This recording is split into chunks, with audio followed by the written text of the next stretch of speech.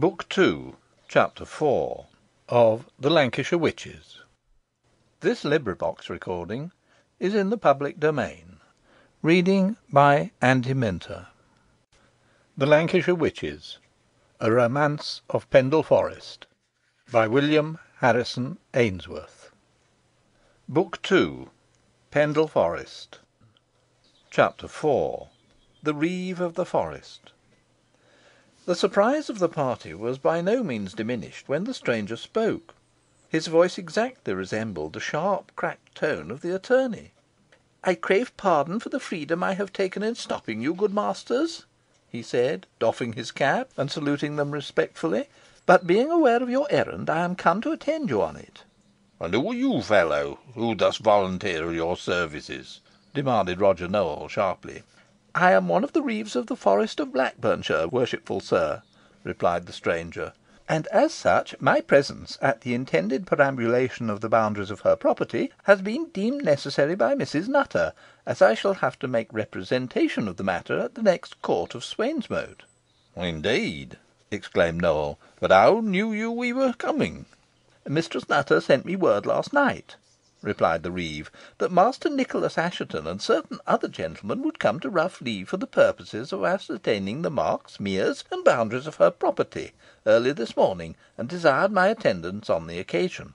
Accordingly, I stationed myself on yon high ground to look out for you, and have been on the watch for more than an hour." "Humph!" exclaimed Roger Nowell. "And you live in the forest?"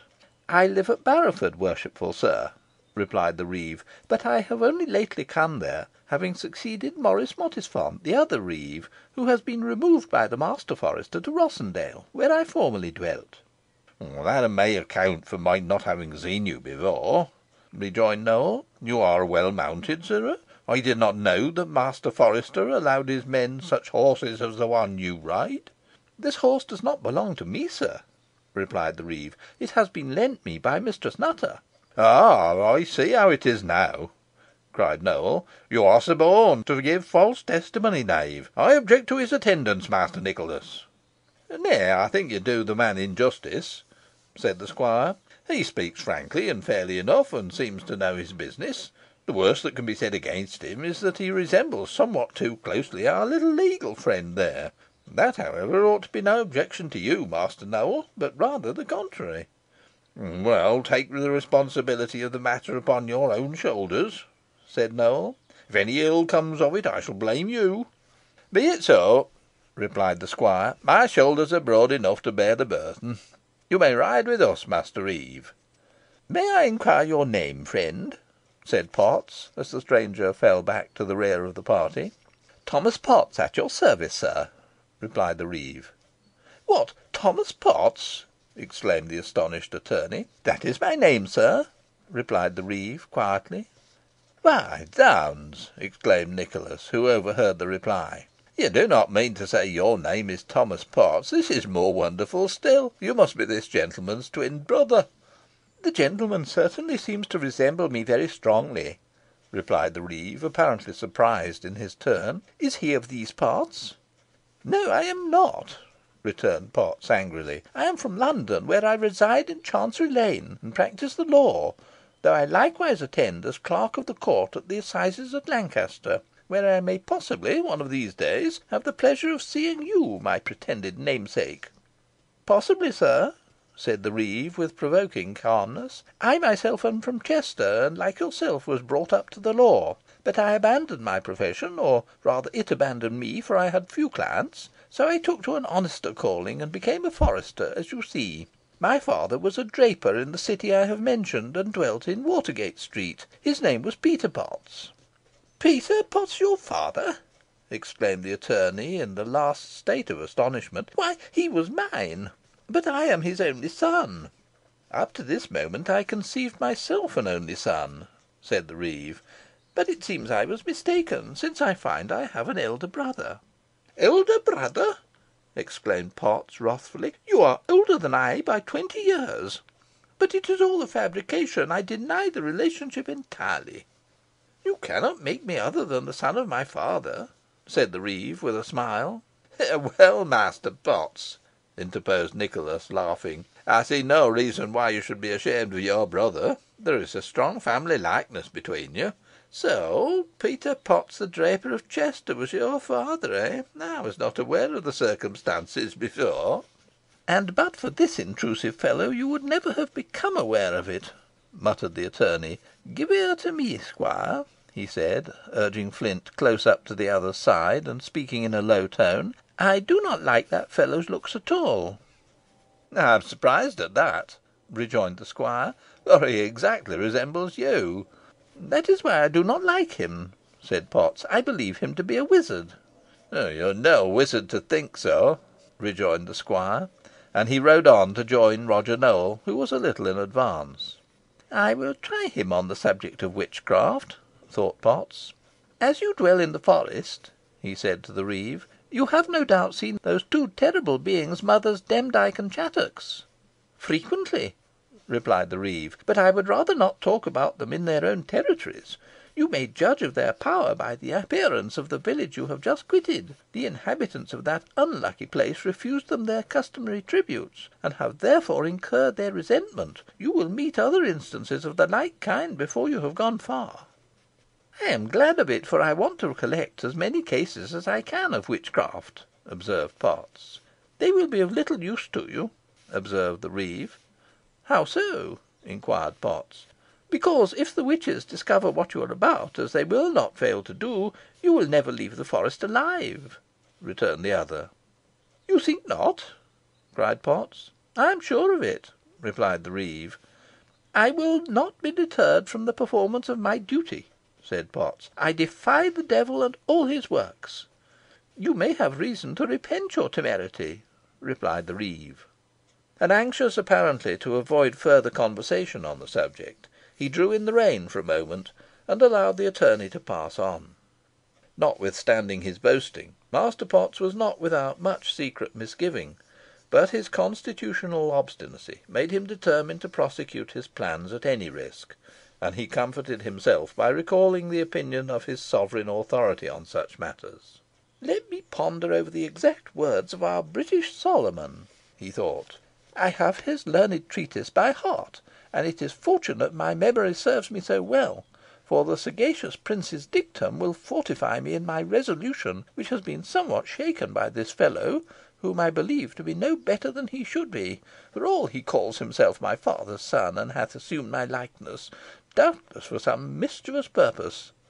If the magistrate, saith the king, be slothful towards witches, God is very able to make them instruments to waken and punish his sloth. No one can accuse me of slothfulness and want of zeal. My best exertions have been used against the accursed creatures.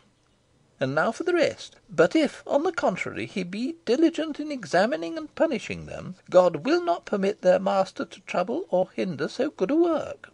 Exactly what I have done. I am quite easy now, and shall go on fearlessly as before. I am one of the lawful lieutenants described by the king, and cannot be defrauded or deprived of my office." As these thoughts passed through the attorney's mind, a low derisive laugh sounded in his ears, and connecting it with the reeve, he looked back, and found the object of his suspicions gazing at him, and chuckling maliciously. So fiendishly malignant, indeed, was the gaze fixed upon him, that Potts was glad to turn his head away to avoid it. "I am confirmed in my suspicions," he thought. "He is evidently a wizard, if he be not." Again the mocking laugh sounded in his ears, but he did not venture to look round this time, being fearful of once more encountering the terrible gaze. Meanwhile the party had traversed the valley, and, to avoid a dangerous morass stretching across its lower extremity, and shorten the distance, for the ordinary road would have led them too much to the right, they began to climb one of the ridges of Pendle Hill, which lay between them and the vale they wished to gain. On obtaining the top of this eminence, an extensive view on either side opened upon them. Behind was the sterile valley they had just crossed, its black soil, hoary grass, and heathy wastes, only enlivened at one end by patches of bright sulphur coloured moss, which masked a treacherous quagmire lurking beneath it. Some of the cottages in Sabden were visible, and from the sad circumstances connected with them, and which oppressed the thoughts of the beholders, added to the dreary character of the prospect. The day, too, had lost its previous splendour, and there were clouds overhead, which cast deep shadows on the ground. But on the crest of Pendle Hill, which rose above them, a sunburst fell, and attracted attention from its brilliant contrast to the prevailing gloom. Before them lay a deep gully, the sinuosities of which could be traced from the elevated position where they stood, though its termination was hidden by other projecting ridges.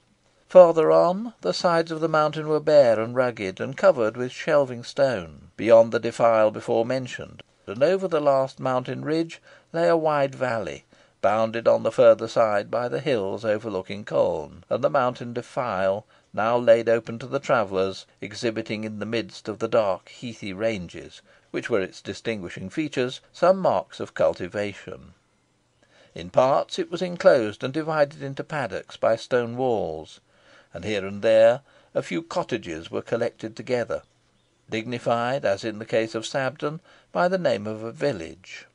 Amongst these were the hay houses, an assemblage of small stone tenements, the earliest that arose in the forest. Goldshaw Booth, now a populous place, and even then the largest hamlet in the district, and in the distance Ogden and Barley, the two latter scarcely comprising a dozen habitations, and those little better than huts. In some sheltered nook on the hillside might be discerned the solitary cottage of a cowherd, and not far from it the certain accompaniment of a sheepfold. Throughout this weird region, thinly peopled it is true, but still of great extent, and apparently abandoned to the powers of darkness, only one edifice could be found where its inhabitants could meet to pray, and this was an ancient chapel at Goldshaw Booth, originally erected in the reign of Henry III., though subsequently in part rebuilt in 1544, and which, with its low grey tower peeping from out the trees, was just discernible. Two halls were in view, one of which, Sabden, was of considerable antiquity, and gave its name to the village. The other was Hoarstones, a much more recently erected mansion, strikingly situated on an acclivity of Pendle Hill. In general, the upper parts of this mountain monarch of the waste were bare and heathy, while the heights overhanging Ogden and Barley were rocky, shelving, and precipitous, but the lower ridges were well covered with wood, and the thicket, once forming part of the ancient forest, ran far out into the plain near Goldshaw Booth. Numerous springs burst from the mountain side, and these, collecting their forces, formed a considerable stream, which, under the name of Pendle Water, flowed through the valley above described, and after many picturesque windings entered the rugged glen in which Rough Lee was situated, and swept past the foot of Mistress Nutter's residence. Descending the hill, and passing through the thicket, the party came within a short distance of Goldshaw Booth, when they were met by a cowherd, who, with looks of great alarm, told them that John Law, the pedlar, had fallen down in a fit in the clough, and would perish if they did not stay to help him. As the poor man in question was well known to Nicholas and Roger Nowell, they immediately agreed to go to his assistance, and accompanied the cowherd along a by road which led through the clough to the village. They had not gone far when they heard loud groans, and presently afterwards found the unfortunate pedlar lying on his back and writhing in agony. He was a large, powerfully built man of middle age, and had been in the full enjoyment of health and vigour, so that his sudden prostration was the more terrible. His face was greatly disfigured, the mouth and neck drawn awry, the left eye pulled down, and the whole power of the same side gone. "Why, John, this is a bad business," cried Nicholas. "You have had a paralytic stroke, I fear." "Nah, squire," replied the sufferer, speaking with difficulty. "It's no nat'ral ailment, it's witchcraft." "Witchcraft!" exclaimed Potts, who had come up, and producing his memorandum book. "Another case. Your name and description, friend?" "John Law of Colne, pedlar," replied the man. "John Law of Colne, I suppose. Petty chapman," said Potts, making an entry. "Now, John, my good man, be pleased to tell us by whom you have been bewitched." "By Mother Demdike," groaned the man. "Mother Demdike, eh?" exclaimed Potts. "Good, very good. Now, John, as to the cause of your quarrel with the old hag." "I con scarcely recollect it, my head be so confused, mester," replied the pedlar. "Make an effort, John," persisted Potts. "It is most desirable such a dreadful offender should not escape justice." "Weel, weel, ey'n try an tell ye, then," replied the pedlar. "Yo mun knoa ey wur crossin' t' hill fro' Cown to Rough Lee, wi' my pack on my shoulders, when who should ey meet but Mother Demdike, and hoo asked me to gi' her some scissors and pins, boh, as ill luck would ha' it, ey refused. 'Yo had better do it, John,' hoo said, 'or yo'll rue it afore to morrow neet.' Boh ey laughed at her, and trudged on. When ey looked back, and seed her shaking her skinny hond at me, ey repented, and thowt ey would go back and gi' her the choice o' my wares. Boh my pride wur too strong, and ey walked on to Barley and Ogden, and slept at Bess's at the Booth, and woke this morning stout and strong, fully persuaded th' owd witch's threat had come to nowt. Alack a day! ey wur out o' my reckoning, for scarcely had ey reached this kloof on my way to Sabden, that ey wur seized wi' a sudden shock, as if a thunderbolt had hit me, and ey lost the use o' my lower limbs and left side, and should ha' deed, most likely, if it hadna been for Ebil o' Gems o' Dance, who spied me out and brought me help." "Yours is a deplorable case indeed, John," said Richard, "especially if it be the result of witchcraft." "You do not surely doubt that it is so, Master Richard?" cried Potts. "I offer no opinion," replied the young man, "but a paralytic stroke would produce the same effect. But, instead of discussing the matter, the best thing we can do will be to transport the poor man to Bess's of the Booth, where he can be attended to." "Tom and I can carry him there, if Ebil will take charge of his pack," said one of the grooms. "That I win," replied the cowherd, unstrapping the box, upon which the sufferer's head rested, and placing it on his own shoulders. Meanwhile, a gate having been taken from its hinges by Sparshot and the Reeve, the poor pedlar, who groaned deeply during the operation, was placed upon it by the men, and borne towards the village, followed by the others leading their horses. Great consternation was occasioned in Goldshaw Booth by the entrance of the cavalcade, and still more when it became known that John Law, the pedlar, who was a favourite with all, had had a frightful seizure. Old and young flocked forth to see him, and the former shook their heads, while the latter were appalled at the hideous sight. Master Potts took care to tell them that the poor fellow was bewitched by Mother Demdike, but the information failed to produce the effect he anticipated, and served rather to repress than heighten their sympathy for the sufferer. The attorney concluded, and justly, that they were afraid of incurring the displeasure of the vindictive old hag by an open expression of interest in his fate. So strongly did this feeling operate, that after bestowing a glance of commiseration at the pedlar, most of them returned, without a word, to their dwellings. On their way to the little hostel, whither they were conveying the poor pedlar, the party passed the church, and the sexton, who was digging a grave in the yard, came forward to look at them, but on seeing John Law, he seemed to understand what had happened, and resumed his employment. A wide spreading yew tree grew in this part of the churchyard, and near it stood a small cross, rudely carved in granite, marking the spot where, in the reign of Henry VI., Ralph Cliderhow, 10th Abbot of Whalley, held a meeting of the tenantry to check encroachments.